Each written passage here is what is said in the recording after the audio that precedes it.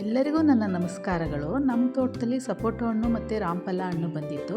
ನಾನು ತೋಟದಿಂದ ಕಟ್ ಮಾಡ್ಕೊಂಡು ತೊಗೊಂಡು ಬಂದಿದ್ದೆ.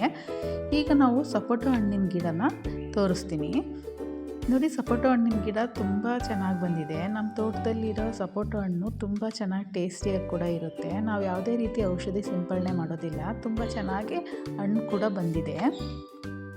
ನಾವು ನಮ್ಮ ತೋಟದಲ್ಲಿರೋ ಹಣ್ಣಿನ ಗಿಡಗಳಿಗೆ ಯಾವುದೇ ರೀತಿಯ ರಾಸಾಯನಿಕ ಗೊಬ್ಬರ ಕೂಡ ಯೂಸ್ ಮಾಡೋದಿಲ್ಲ, ಹಾಕೋದೇ ಇಲ್ಲ.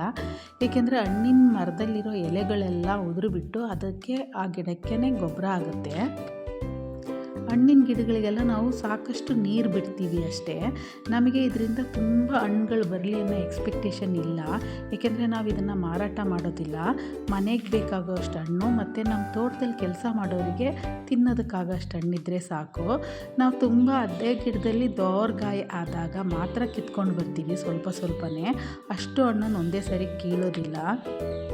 ಸಪೋಟ ಹಣ್ಣಿಗೆ ಇನ್ನೊಂದು ಹೆಸರು ಚಿಕ್ಕು ಹಣ್ಣು ಅಂತ ಕರೀತಾರೆ. ನಮ್ಮ ಆರೋಗ್ಯವನ್ನು ನಾವೇ ಕಾಪಾಡಿಕೊಳ್ಬೇಕು. ಆರೋಗ್ಯ ನಮ್ಮ ಕೈಲಿರುತ್ತೆ, ಆಯಸ್ಸು ಭಗವಂತನ ಹತ್ರ ಇರುತ್ತೆ ಅಂತ ನಂಬಿರೋದು ನಾವು. ಎಲ್ಲರೂ ನಿಮ್ಮ ಆರೋಗ್ಯವನ್ನು ನೀವು ಚೆನ್ನಾಗಿ ಕಾಪಾಡಿಕೊಳ್ಳಿ ಅಂತ ಹೇಳ್ತಾ ನನ್ನ ಈ ವಿಡಿಯೋವನ್ನು ಮುಗಿಸ್ತೀನಿ. ಧನ್ಯವಾದಗಳು.